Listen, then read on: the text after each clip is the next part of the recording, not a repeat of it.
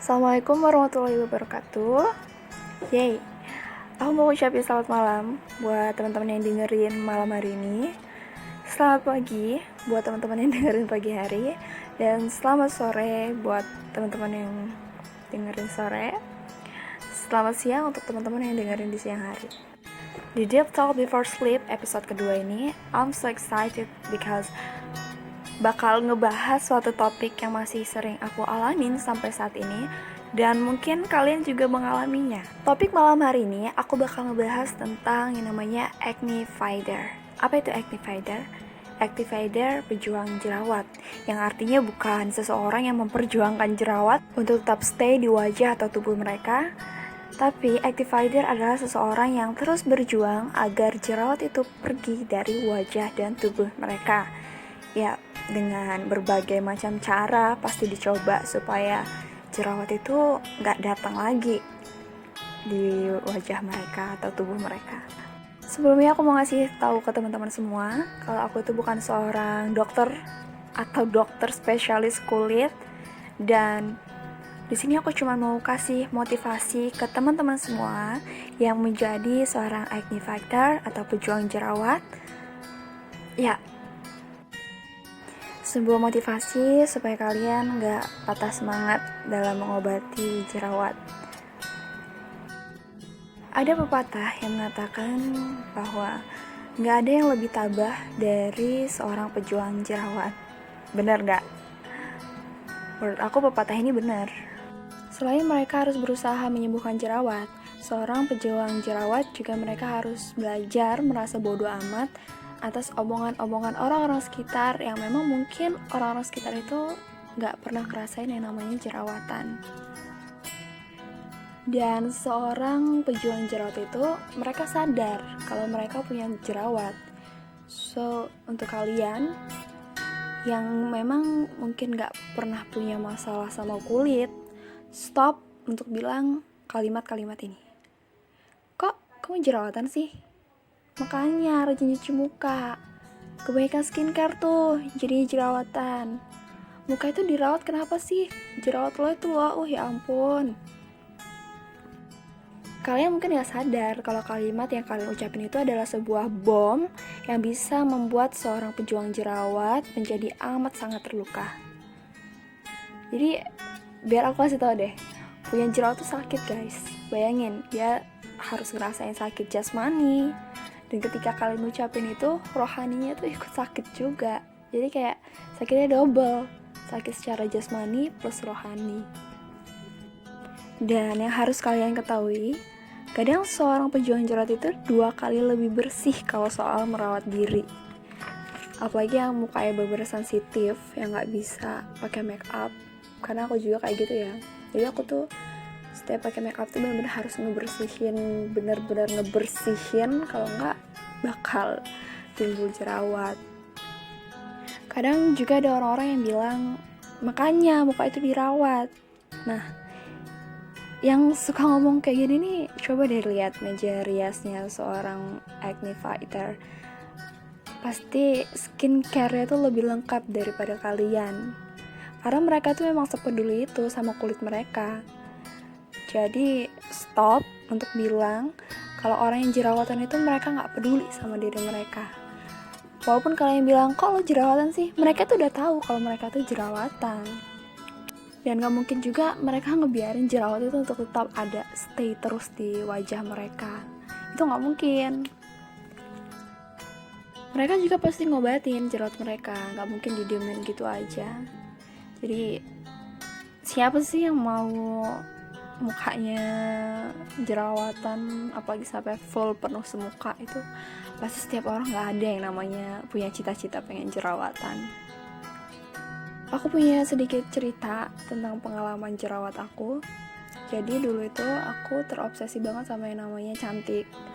Dan kira-kira aku mulai pakai skincare itu aku dari SMP, udah mulai antusias nyoba-nyoba segala macam, dan sampai akhirnya aku kenal sama suatu produk yang mana bisa dibilang produk itu adalah produk abal-abal. produk yang nggak jelas itu produksinya siapa, PT-nya beneran ada atau enggak, pokoknya produk yang nggak ada BPOM-nya.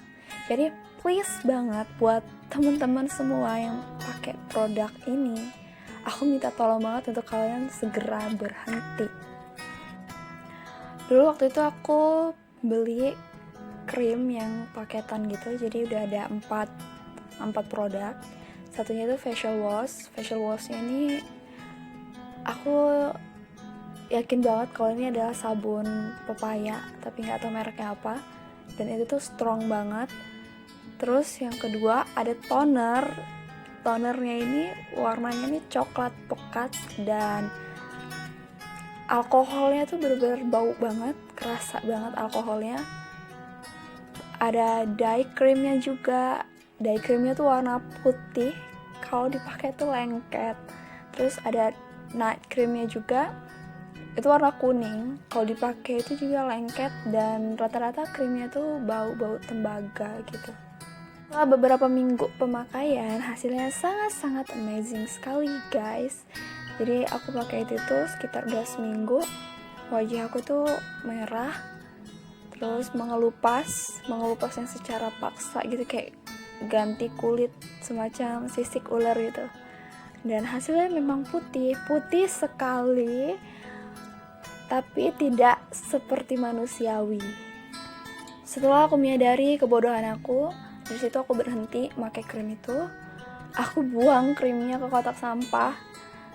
Ingat banget ngebuang itu sambil penyesalan yang tiada tara, karena harganya itu mahal guys. Waktu itu aku beli sekitar 400.000.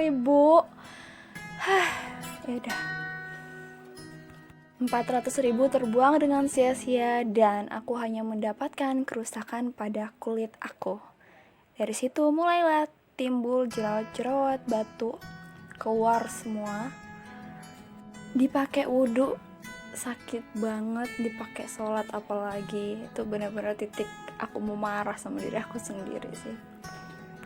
Dan semenjak saat itu aku mulai belajar, ketika aku mencoba sesuatu yang baru atau skincare yang baru, itu pasti aku lihat dulu kandungannya apa, yang ngebuat siapa, aman atau enggak, udah ada izin edarnya atau belum.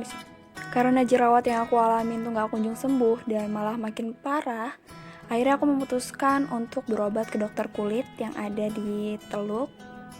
Dan setelah konsultasi itu aku dikasih obat minum 2 jenis dan krim 2 jenis juga untuk dipakai pagi dan malam. Dan itu aku menghabiskan sekitar 500 ribuan. Setelah setengah tahun udah ada perubahan, kulit aku jadi lebih better daripada kemarin. Jerawat-jerawat batu juga udah pada kempes, tinggal ngilangin bopengnya aja. Setelah aku pelajari sebagai seorang pejuang jerawat, kalau jerawat itu sifatnya itu kambuh-kambuhan. Jadi pernah aku ngalamin hal yang kayak lagi gak jerawatan, bersih mukanya, tahu-tahu nanti udah bulan keberapa breakout lagi.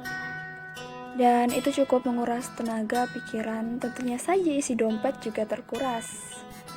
Karena beberapa produk yang udah aku cobain sebelumnya dipakai lagi tuh udah gak mempan lagi buat nyembuhin jerawat.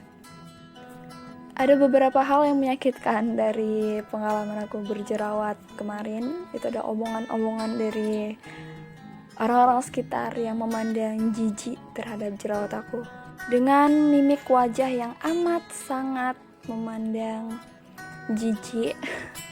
Itu aku ingat banget siapa orangnya. Karena jerawat aku yang sifatnya kambuh-kambuhan, akhirnya aku berpikir kalau punya jerawat itu gak masalah dan gak salah. Dan daripada mikirin orang-orang yang terlalu julid sama kita, mendingan kita lebih bisa menerima kita seapa adanya. Kalau kita lagi jerawatan, ya udah terima aja. Namanya hormon ya, nggak ada yang bisa ngatur. Kalau memang hormon kita lagi kacau dan itu menimbulkan jerawat, ya udah kita terima aja. Memang kondisinya memang kita lagi disuruh jerawatan. Dan jangan salin jerawat kalau kamu juga belum bisa untuk ngatur pola hidup kamu. Kayak misalnya masih begadang, suka makan makanan yang mengundang jerawat, kurang menjaga kebersihan. Jangan salin jerawat ya, tapi itu semua ada di dalam diri kamu yang harus diubah. Untuk para pejuang jerawat di luar sana, kalian tetap harus semangat. Saran aku, kalau kalian mau nyobain skincare, lebih baik cari dulu kandungannya apa, kira-kira ada nggak yang nggak cocok di kulit kalian. Kemudian kalian lihat seberapa worth it-nya itu di kulit orang-orang yang udah pernah pakai. Sering-sering juga baca jurnal kecantikan atau review-review orang tentang mereka ngelawan jerawat. Karena banyak kok acne factor di luar sana yang udah berhasil melawan jerawat mereka, dan mereka berhasil mendapatkan kulit yang better dari sebelumnya. Dan yang perlu kalian ketahui adalah obat jerawat itu hanya digunakan saat wajah kalian mengalami jerawat. Jadi kalau memang kalian udah nggak ada jerawat lagi, jadi bahan-bahan yang mengandung pengobatan jerawat lebih baik diganti dengan skincare basic yang sesuai dengan kebutuhan kulit kalian. Kalau kulitnya kering ya pakai skincare yang mengandung untuk melembabkan, begitu juga sebaliknya. Perbanyak minum air putih, ganti spray atau sarung bantal kalian. Gak usah ngebet pengen nyobain semua macam jenis skincare untuk mengobati jerawat kalian. Jadi lebih baik nikmatin prosesnya aja. Gak usah terlalu stres mikirin jerawat, karena itu malah menambah hormon kamu makin gak karuan dan akhirnya jerawat kamu makin banyak. Jadi keep positif aja, karena dari sebuah jerawat kamu bisa mendapat hikmah berupa kesabaran, toleransi sesama, dan berbagai macam hal lainnya yang mungkin kalian gak bisa dapetin kalau kalian gak berjerawat. Hope you enjoy with this podcast, dan doa baik untuk kita semua. Kalau kalian merasa podcast ini ada manfaatnya atau menambah motivasi untuk kalian bisa share podcast ini ke teman-teman kalian. And see you.